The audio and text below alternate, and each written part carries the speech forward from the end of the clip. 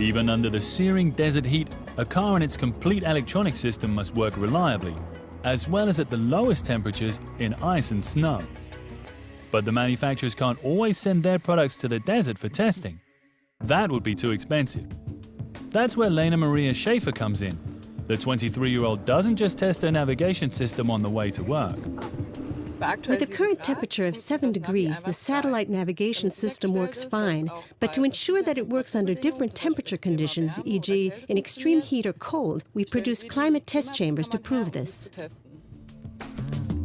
Lena Maria works as a technical illustrator for Weiss Umwelttechnik that manufactures environmental simulation systems.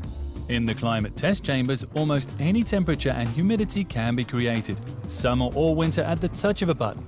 And in this chamber, there's also an electronic assistant.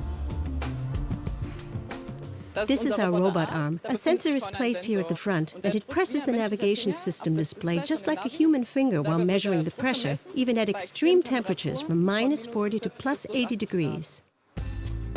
Does the navigation system work in extreme heat or cold? And how great must the pressure be for the touchscreen to react? Even with a second model, these issues need to be clarified.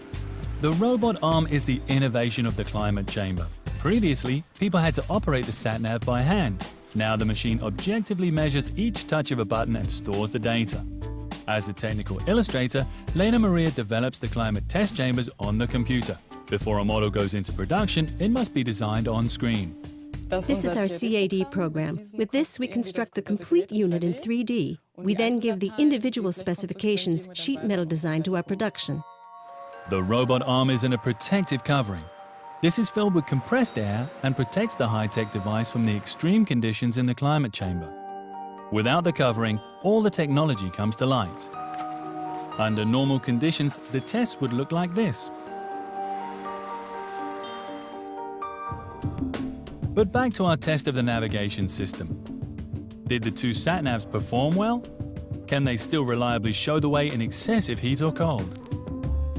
The tests have been successfully completed. It has been proved that both units work well under extreme conditions. With the measurement results, the customer can now make further improvements. The manufacturers can be pleased. Thanks to the climate chamber with the integrated robot, they now know for sure that their sat-navs don't just work here, but all over the world.